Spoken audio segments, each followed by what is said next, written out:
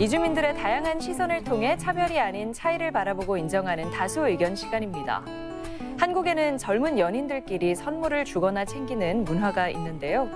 초콜릿이나 사탕 같은 선물을 따로 주는 기념일을 챙긴다거나 둘만의 소소한 이벤트를 즐기는 그런 문화 등이 있죠. 우리나라만 유독 그러는지 다른 나라의 문화도 궁금한데요. 오늘 다수 의견에서는 나라마다 조금씩 다른 젊은이들의 연애 문화에 대한 이야기 나눠보겠습니다. 오늘 이야기 패널로 베트남 결혼 이주민 쩡티엔 씨와 러시아 결혼 이주민 이제니 씨 나왔습니다. 안녕하세요. 안녕하세요. 네.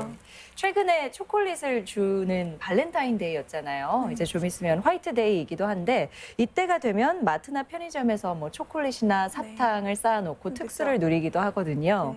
네, 커플 간에 선물을 주는 기념일이 베트남이나 러시아는 어떤지 궁금하거든요. 네, 러시아는 1년, 2년 같은 기념일은 있는데 한국처럼 100일, 200일 같은 기념일은 없어요. 우리 남편은 중국 유학 때 만났는데 그때 하루 남편이 다른 도시에는 온천 스파 가자고 했어요. 그래서 그때 제가 그냥 일반 데이트인 줄 알았는데 갑자기 남편이 100일 축하하면서 선물도 줬어요. 그래서 그때 100일까지 챙겨주구나 깜짝 놀랐고 감동했어요. 네, 제니 씨가 먼저 우리 곧 있으면 100일이야 언급하지도 않았는데 챙겨주셨다는 거잖아요. 네, 정말 자상하신 분이네요. 네, 베트남은 좀 어떤 편인가요? 베트남 커플 간에 선물 주는 좀 기념일 같은 것은 좀 베트남에서 또 있어요.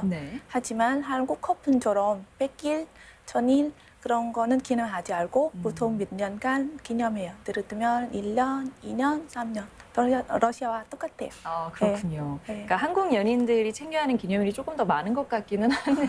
네, 두 분은 이제 한국 남성과 연애를 하고 결혼하신 걸로 알고 있는데 연애를 하면서, 데이트하면서 이런 점이 좀 문화 차이구나라고 느꼈던 적 있으신가요?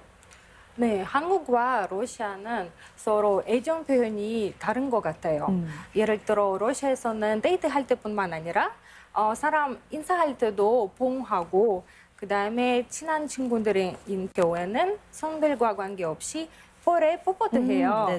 그런데 한국에서 이런 애정 표현이 다소 부끄럽다고 생각합니다. 예를 들어 우리 남편 할머니 댁에 가는 길에 남편과 같이 손잡고 걸어갔었고 요즘 할머니들 이렇게 인사들 드렸어요. 그런데 다음 날에 할머니께서 우리한테 어르신들 앞에서 손을 잡고 다니지 말라고 말씀하셨어요.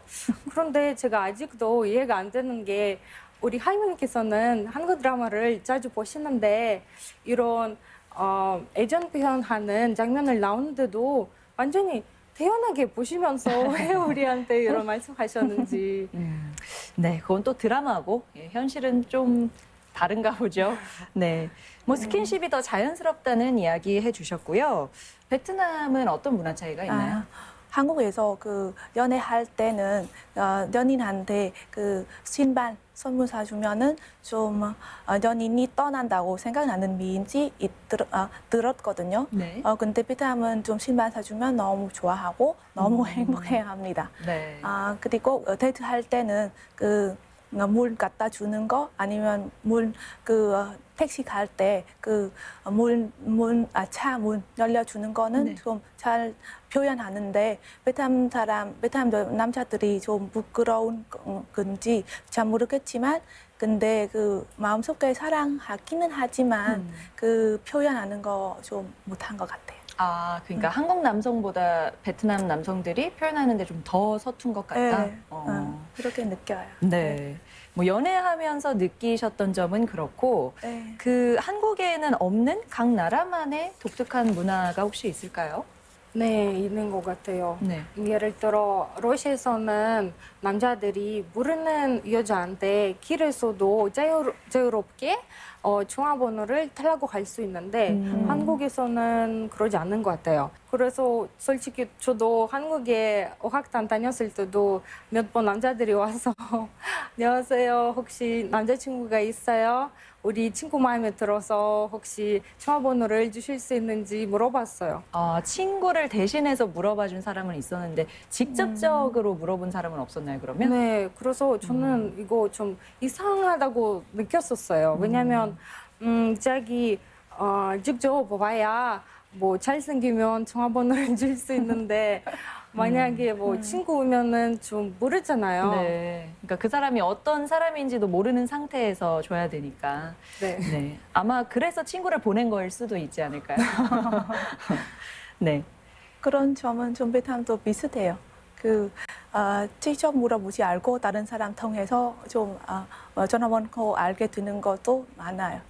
근데 한국에 없는 베트남 문화, 데이트 문화도 있어요. 네. 베트남 사람들은 오토바이로 주로 이동 수단으로 사용하는데요. 네. 그래서 데이트 할 때는 여인끼리 각자의 오토바이로 이동하지 않고 남자가 여자 집으로 데리러 가서 오토바이 하나로 같이 타고 그다음에는 데이트 장소로 이동해요. 재밌네요. 네.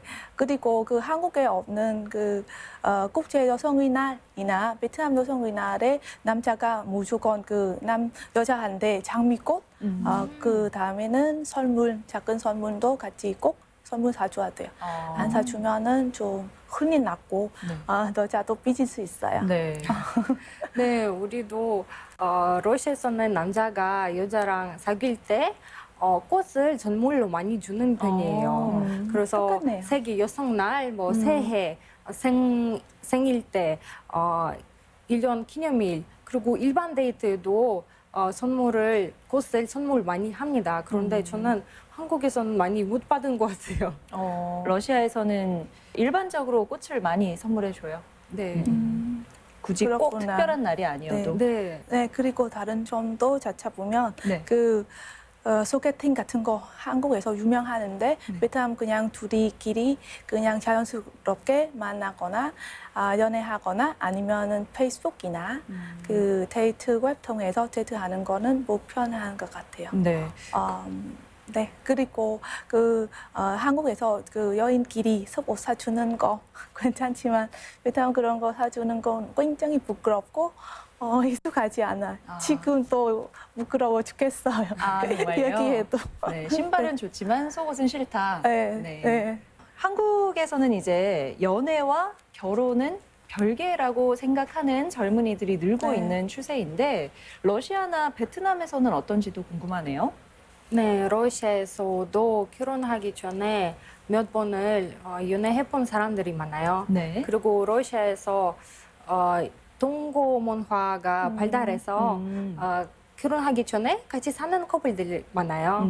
그리고 같이 사는데도 100% 결혼하지는 않아요. 네, 그렇다고 뭐 그걸 이상하게 보지도 않고요. 네.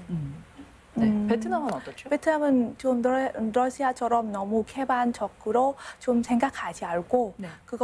동거 같은 것은 지금까지도 받아들은 거는 약간 좀 어려운 것 같아요. 근데 요즘 젊은 사람들은 좀 사고방식은 바꿔서 좀 연애하고 결혼은 좀 별개라고 생각하기도 해요. 아기까지 낳아도 결혼하지 않은 사람도 많아졌어요. 예전에 비해서? 네. 베트남은 좀 한국하고 비슷한 부분이 있는 것 같고 네. 네, 러시아는 조금 더 개방적인 것 같고 네. 그렇네요. 그렇죠. 네. 혹시 마지막으로 문화가 다른 사람과 교제를 하고 있는 사람에게 조언이나 팁 같은 거 줄 수 있다면 뭐가 있을까요?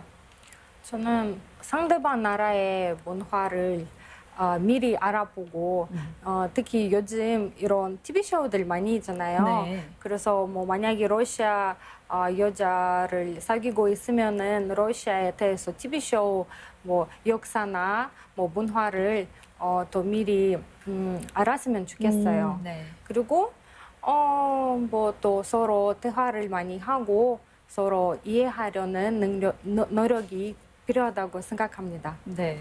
상대방의 문화를 미리 좀 공부하는 거 말씀해 주셨고 네. 베트남은 좀 요새 외국 사람과 교제하는 것도 좀 많아졌어요. 네. 그래서 그 외국 사람과 교제할 때는 그 언어의 소통도 있고 문화 차이도 있어서 그 데이트하기 전에 그 서로 차이점도 이해해주면 좋겠어요. 그리고 만약에 데이트하려고 한다면 오토바이 타는 것 배웠으면 좋겠어요. 그거는 네. 너무 편해요. 네. 그리고 재미있는 경험이 될 것 같아요. 그렇죠. 네. 네, 오늘은 연애 문화에 대해서 알아봤는데요. 네, 역시 사랑을 나눈다는 건 뭐 언어 불문 비슷한 점이 많은 것 같습니다. 이야기 잘 들었습니다. 고맙습니다.